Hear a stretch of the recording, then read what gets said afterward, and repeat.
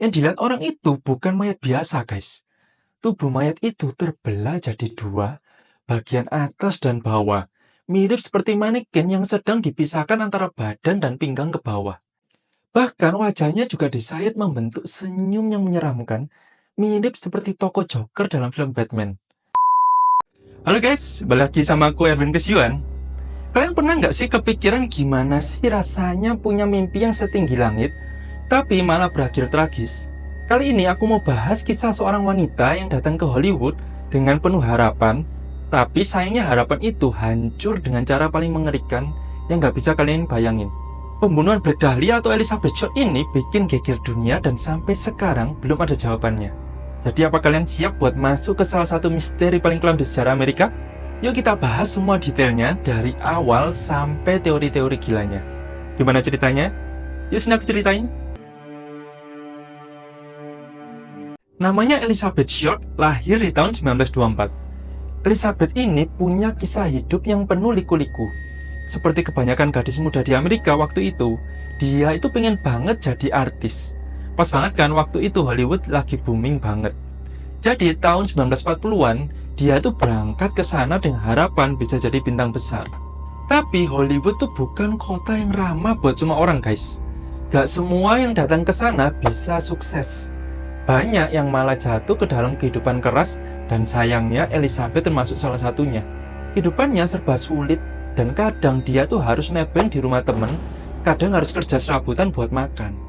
Tapi meski gitu, dia tetap berusaha bertahan dan mencoba peruntungannya, guys.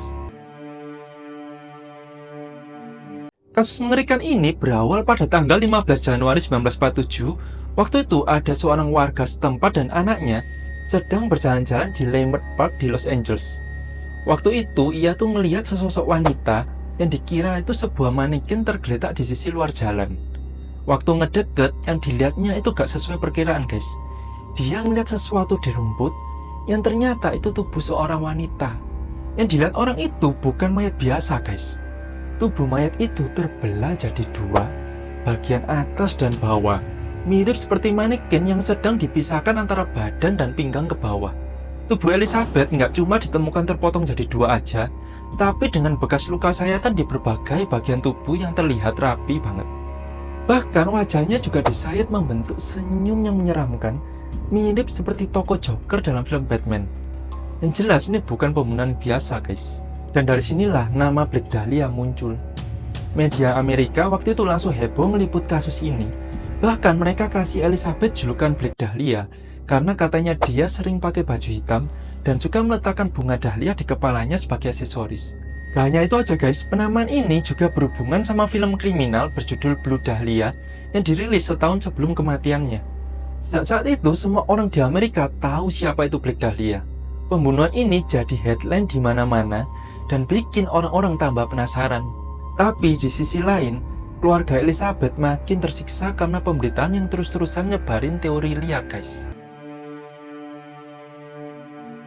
Jadi nggak lama setelah ditemukan mayat ini, polisi, FBI, dan wartawan mulai memenuhi lokasi itu dan melabel kasus ini sebagai kasus pembunuhan paling kejam yang pernah ada pada masa itu.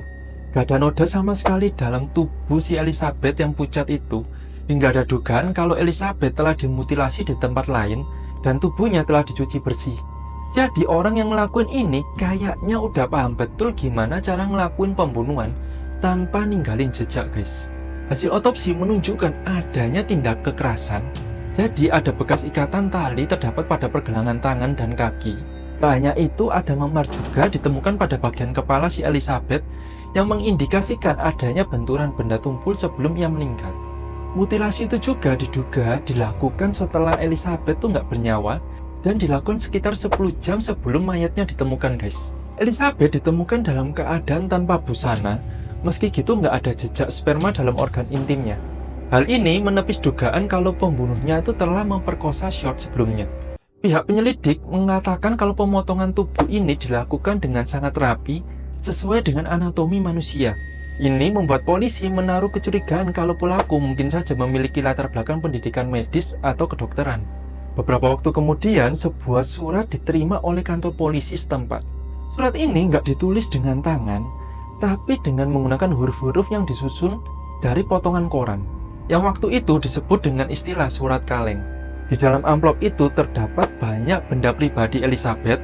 Bahkan pengirim surat itu juga mengatakan kalau benda-benda tersebut adalah barang-barang milik Elizabeth yang sebelumnya berada di dalam tas. Semua barang di dalam amplop beraroma bensin, guys. Seolah-olah pengirim telah menghapus sidik jarinya dengan bensin. Berbagai cara pun dilakukan oleh polisi dan FBI demi mendapatkan bukti baru atas jalan gelap kasus ini. Namun, apa yang mereka lakukan seakan-akan tuh nggak membuahkan hasil, guys. Sekitar 200 orang telah diinterogasi. Bahkan sebagian besar dari mereka juga telah melakukan tes kebohongan dan hasilnya itu nihil, guys. Yuk kita sekarang bahas teori tersangka pembunuhan Black Dahlia. Kasus pembunuhan Black Dahlia masih menjadi salah satu misteri kriminal terbesar yang belum terpecahkan di Amerika. Banyak teori tentang siapa yang bertanggung jawab atas kematian Elizabeth Short yang dijuluki Black Dahlia. Ini ada beberapa teori paling terkenal tentang kemungkinan pelaku pembunuhan ini, guys. Yang pertama itu Dr. George Hodel. Dr. George Hodel ini adalah salah satu tersangka utama dalam kasus Black Dahlia. Dia adalah seorang dokter bedah dan memiliki pengetahuan anatomi manusia yang luas yang membuatnya dicurigai sebagai pelaku, terutama mengingat tubuh Elizabeth ditemukan dengan potongan yang sangat rapi. Teori ini semakin menguat setelah putranya sendiri, yaitu Steve Hodel, yang juga seorang mantan detektif polisi, menyelidiki catatan ayahnya dan menemukan bukti yang mencurigakan. Bukti yang mendukung itu ada hasil medis yang menunjukkan kalau tubuh Elizabeth Short ditemukan dalam kondisi terpotong menjadi dua dengan cara yang dianggap sangat rapi dan teknis seperti prosedur medis tertentu. Dalam penyelidikan Steve Hodel ini juga, dia menemukan catatan dan foto-foto di rumah ayahnya yang menunjukkan wanita yang mirip Elizabeth Short. Walaupun Steve Hodel ini yakin kalau ayahnya ini adalah pelaku utama, bukti yang dikumpulkan tuh gak cukup kuat untuk mendakwah Dr. Hodel secara hukum, dan banyak yang skeptis dengan klaim Steve karena dianggap subjektif. Yang kedua itu adalah Leslie Dillon. Leslie Dillon ini adalah seorang penulis dan mantan petugas pemakaman yang menjadi tersangka setelah menulis surat kepada polisi yang berisi teori tentang pembunuhan Black Dahlia. Nah, Leslie ini memiliki pengetahuan detail tentang pembunuhan tersebut dan menyatakan minat khusus pada kasus ini. Beberapa bukti yang mendukung kalau Leslie ini pelakunya, ya guys ya. Jadi Leslie Dillon ini mampu memberikan informasi yang sangat detail tentang luka yang ditemukan pada tubuh Elizabeth yang membuat polisi itu curiga kalau dia itu memiliki keterlibatan langsung. Terus ada hal yang membuat alibi si Dillon ini lemah. Dan meskipun Dillon ngeklaim nggak terlibat langsung, polisi meyakini kalau dia tuh tahu lebih banyak dari yang ia katakan. Namun sayangnya bukti yang ada tuh nggak cukup kuat untuk membuat kalau Leslie Dillon ini terdakwa, guys. Tapi kasus Dillon ini semakin rumit ketika polisi itu gagal menemukan bukti yang meyakinkan. Selain itu, Dillon sendiri memiliki alibi yang cukup kuat untuk beberapa aspek kasus. Yang ketiga itu ada Mark Hansen, yaitu teman dekatnya si Elizabeth. Mark Hansen ini adalah pemilik klub malam yang dekat dengan Elizabeth Short dan sering memberi tumpangan pada Elizabeth serta beberapa wanita muda lainnya. Ada spekulasi kalau Hansen ini memiliki ketertarikan pada Elizabeth, tapi cintanya tuh bertepuk sebelah tangan, guys. Bukti yang mendukung itu ada hubungan dekat antara Hansen sama si Elizabeth. Jadi Hansen ini adalah orang terakhir yang diketahui memiliki kontak dengan Elizabeth sebelum pembunuhannya terjadi. Terus ada sebuah buku alamat milik Elizabeth ditemukan di rumah Hansen yang membuat polisi semakin curiga kalau dia mungkin terlibat atau mengetahui sesuatu tentang kematian Elizabeth. Meskipun Hansen awalnya dicurigai, nggak ada cukup bukti yang langsung mengaitkan dia dengan pembunuhan, guys. Hansen juga memiliki alibi yang kuat, jadi membuat dia tuh nggak jadi tersangka, guys. Terus yang keempat itu ada kemungkinan ordo polisi korup dan konspirasi tingkat tinggi. Teori ini menyebutkan kalau ada konspirasi besar yang melibatkan polisi, orang-orang berpengaruh di Hollywood, dan pejabat kota. Ada dugaan kalau Elizabeth Short itu dibunuh oleh seseorang dengan pengaruh kuat dan polisi sengaja menutupi kasus ini. Bukti yang mendukung itu ya, guys ya. Beberapa detektif yang bekerja pada kasus ini melaporkan adanya tekanan dari atasan mereka untuk nggak mengungkapkan bukti atau saksi tertentu. Terus banyak bukti yang secara misterius itu menghilang selama penyelidikan, termasuk laporan dan barang bukti yang sebelumnya dikumpulkan, guys. Meskipun teori ini menarik, nggak ada bukti konkret yang mendukung adanya konspirasi besar ini. Namun mengingat kasus ini terjadi di Hollywood pada masa kejayaannya, banyak yang percaya teori ini tetap mungkin, guys. Terus yang kelima nih, ada seri pembunuhan oleh pembunuh berantai. Beberapa teori juga menghubungkan pembunuhan Elizabeth dengan Cleveland Torso Murders, di mana korban juga ditemukan terpotong-potong dengan metode yang serupa. Ada yang spekulasi kalau pembunuh berantai yang sama mungkin bertanggung jawab atas keduanya. Bukti yang mendukungnya guys ya. Kedua kasus ini memiliki kesamaan dalam metode mutilasi tubuh korban, di mana bagian tubuh ditemukan terpotong-potong dengan cara yang rapi. Terus, pembunuh berantai ini diduga telah melakukan beberapa pembunuhan di lokasi yang berbeda dan berpindah-pindah tempat guys. Tapi sayangnya nggak ada bukti yang menunjukkan adanya hubungan langsung antara dua kasus ini. Meskipun metode pembunuhan serupa, nggak ada bukti kalau pembunuh Cleveland Torso Murders terlibat dalam kasus Black Dahlia. Terus yang keenam itu ada Patrick S. O'Reilly. Dia ini adalah seorang dokter yang memiliki riwayat kriminal dan koneksi ke beberapa orang penting di Los Angeles. Beberapa bukti yang mendukungnya guys ya. O'Reilly ini diketahui sering menunjukkan perilaku kasar terhadap wanita dan punya keahlian medis yang cocok dengan profil pelaku. Sebagai dokter, ia memiliki akses ke alat-alat yang mungkin diperlukan untuk melakukan pembunuhan dengan cara yang spesifik. Tapi sekali lagi sayangnya itu nggak ada bukti langsung yang menunjukkan keterlibatan O'Reilly, meskipun perilakunya mencurigakan. Jadi polisi itu nggak memiliki cukup bukti untuk mengaitkannya secara langsung dengan kasus ini guys. Pada tahun 2017, Pew Mary Idwell dalam bukunya Black Dahlia Red Rose menuliskan hal yang mengejutkan banyak orang guys. Bahkan banyak juga yang mempercayai kebenarannya. Jadi Idwell ini mengatakan kalau pelaku pembunuhannya itu bernama Leslie Dwayne Dillon, yaitu seorang bellboy yang sudah pernah ditahan oleh polisi namun kemudian dibebaskan. Idwell menulis kalau Departemen Kepolisian Los Angeles dengan sengaja membiarkan pembunuh Elizabeth lolos karena Sersan Finis Brown, salah satu dari dua penyidik utama kasus itu, adalah seorang polisi yang diduga korup. Polisi ini diduga memiliki hubungan dengan Mark Hansen, seorang pemilik klub malam dan bioskop lokal yang diduga bekerja sama dalam pembunuhan ini.